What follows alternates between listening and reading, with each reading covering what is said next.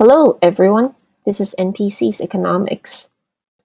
The last few GDP prints and jobs reports have been nothing short of stellar, giving the impression that the economy is doing great.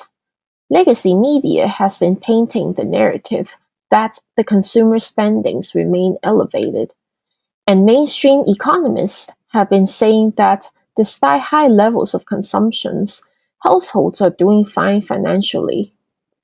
But are consumers really as resilient as the media says? Consumers are an important part of an economy's health.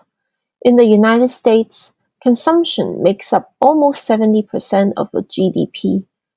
There are a few ways to measure consumer health, such as consumer sentiment and confidence, sustained levels of spending, and household debt. Consumer confidence is a catch-all phrase for the opinions and attitudes of consumers about the current and future strength of the economy. In the United States, there are two primary measures of U.S. consumer confidence: the University of Michigan's Index of Consumer Sentiment and the Conference Board's Consumer Confidence Index. Both are monthly surveys. University of Michigan's Index of Consumer Sentiments reading in January 2024 relative to the first quarter of 1966 was 79. Although it has risen quite a bit from June 2022's trough of 50 and from December 2023's reading of 69.7, it is still overall low. Yes, the January surge reflects improvements in the outlook for both inflation and personal incomes. And while inflation expectations are declining quickly, consumers are split on the future of the economy. Meanwhile, the Conference Board's Consumer Confidence Index surveys consumer attitudes, buying intentions, vacation plans, and consumer expectations for inflation, stock prices, and interest rates.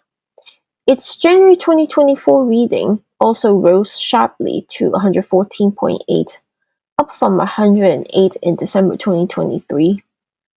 Just like University of Michigan's ICS, inflation expectation has also fallen greatly. However, consumers remain concerned about rising prices. Consumer confidence, while still below 2017 to 2019 levels, appears to be improving according to both indices.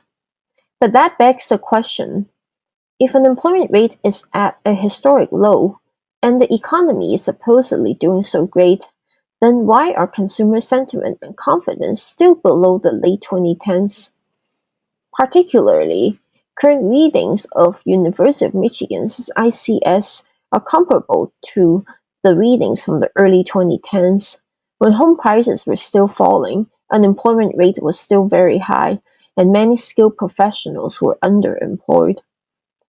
There still seems to be much disconnect between how Main Street feels versus the media narrative. Next, let's look at consumer spending. Personal consumption expenditure, as a share of GDP, actually peaked shortly after the Great Recession.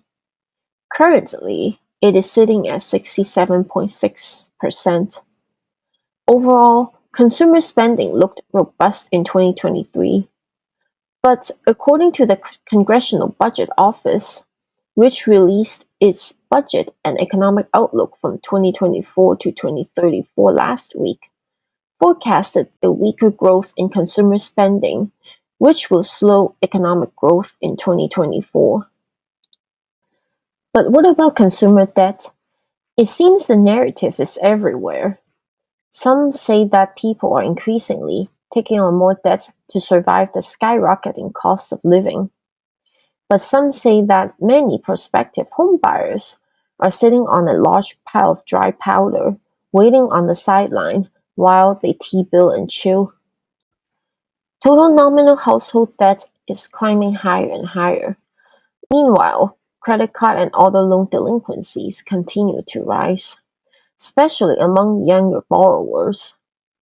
These data points would paint the picture that consumers are doing worse than, say, a year ago. The New York Fed's consumer data is nominal, so let's adjust it for inflation. Inflation-adjusted total debt is near the peak during the Great Recession. Consumers have actually more or less stopped taking on more debt since late 2022 in real terms. Total debt has been stuck at $15 trillion, though it could simply be borrowers' response to the Fed rate hikes, which started in March 2022, as borrowing gradually became more costly. If we change the stacked chart into a line chart, you can see more clearly that credit card has been rising much quicker than other categories since the beginning of 2021. And keep in mind that these are in real terms. The rise in nominal terms is even more sharp. Looking by age group, interestingly, older Americans aged 60 and above have been taking up a larger share of debt. But just because people are taking on more debts, it doesn't mean that they are becoming financially insolvent. Rich people take on debt all the time for leverage opportunities. During the pandemic, mortgage rates dropped to a historic low, so low that they were less than the interest rates of the I bonds and T bills. Anyone remotely smart would have taken that arbitrage opportunity and make easy money. That's why we also need to look at delinquencies. Young Americans under 30, followed by those in their 30s, report the fastest rise in transition into serious delinquency.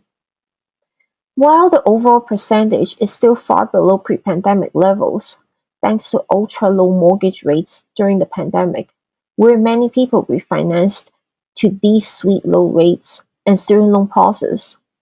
Delinquencies in auto loans and credit cards have surpassed pre-pandemic levels and are approaching Great Recession levels. And it is not just the levels that matter, but also the rate of change.